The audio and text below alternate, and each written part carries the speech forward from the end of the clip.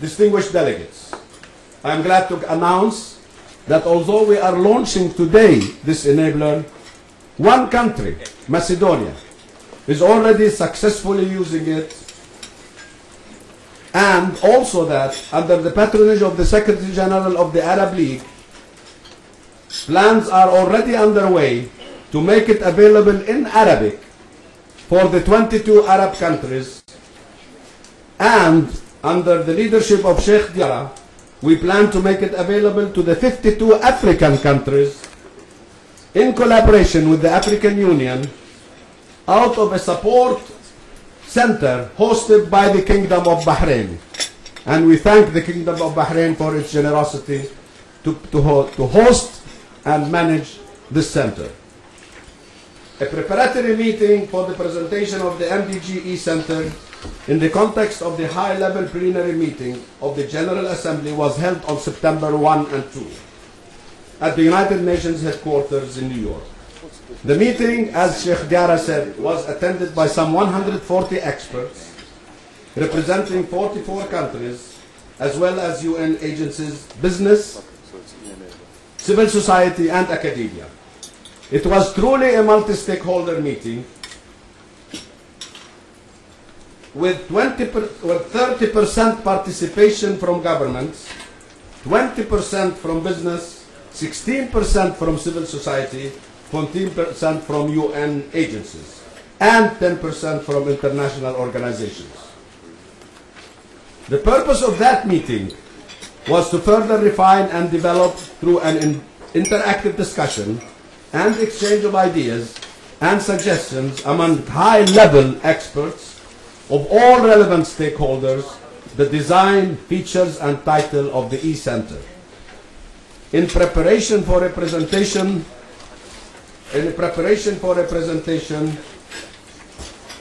of a further developed version to the member states in the context of the high-level plenary meeting of the General Assembly on this date. The organizational and governance structure of managing and maintaining the center for the project was also a major topic of discussion throughout. There was broad recognition that the positive and dynamic impact that the new initiative could have on accelerating progress towards the achievement of the Millennium Development Goals. The expert participants engaged in an interactive and lively discussion on all aspects of the initiative. The concepts and objectives of the projects received overwhelming support and a positive response from all participants, unanimous. While there was not a single objection to the project, many important suggestions and proposals were made to help refine, enhance, and develop the project. This morning, I am seeking your valued support for the sake of the developing world. I count on you to lend us your support, to come up with the most valuable and viable, effective solutions that can move us forward. I urge in particular our colleagues in the United Nations agencies who have vast knowledge and experience in the key MDG areas to help us lead the way and set the pace to accelerate the achievement of the MDGs by the year 2015.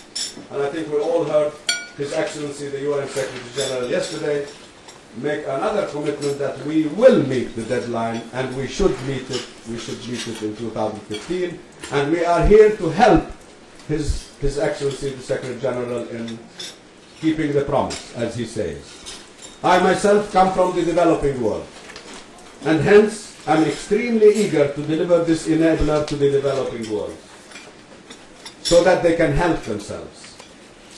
And although my current term expires in December 2010, I want to ensure that by the time I leave, my successor will have a living thing by December capable of continuous growth.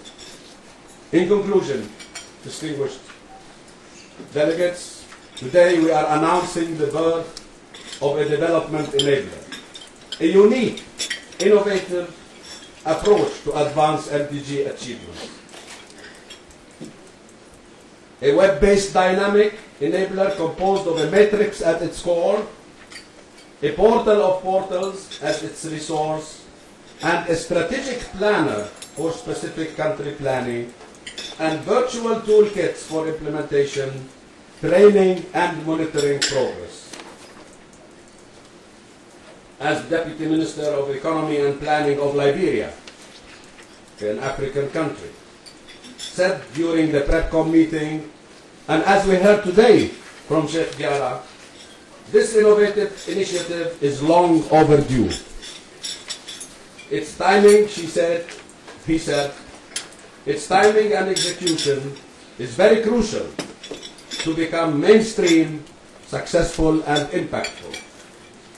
The time is short, and the task is great. We must seize the moment and succeed, because we cannot afford to lose. Thank you very much.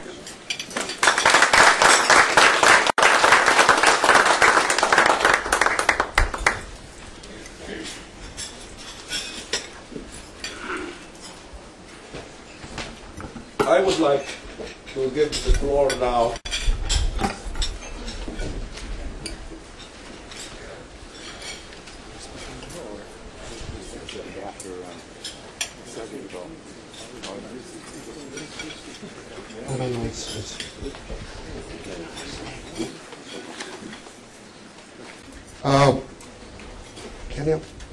we are all concerned about the pace of MDG achievement. We are all determined we can identify multiple factors that lead to the present difficulties and uneven pace towards Millennium Development Goals. Two major ones probably are resources, well, inadequate volume, suboptimal distribution structure, and capacity. We cannot do anything here about resources. It's up to governments. And what we are presenting today is a set of tools and resources to address these two concerns. Access to knowledge is addressed by the strategic planner. Helps you use this knowledge to do what you are doing. The analogy that we like to use is that this set of tools is a GPS for development, for using ICT for development, which means that you still need a vehicle, a car, does the job for you, but it helps you. It tells you where you can get coffee on your way somewhere, where you can get petrol for your car, and it tells you how do you get to the point you want to get to quicker in the most efficient way. Ultimate beneficiaries. It's not for the bottom of the pyramid advancement. If you have an MDG, and we have 8 of them, to more efficiently with a larger scope, yes, there are hundreds, thousands, millions of to link people who need to know about these tools today with these tools. And this is what the matrix is going to be doing. Just for very specific development problems and tasks that development practitioners face every day, and they are doing them every day.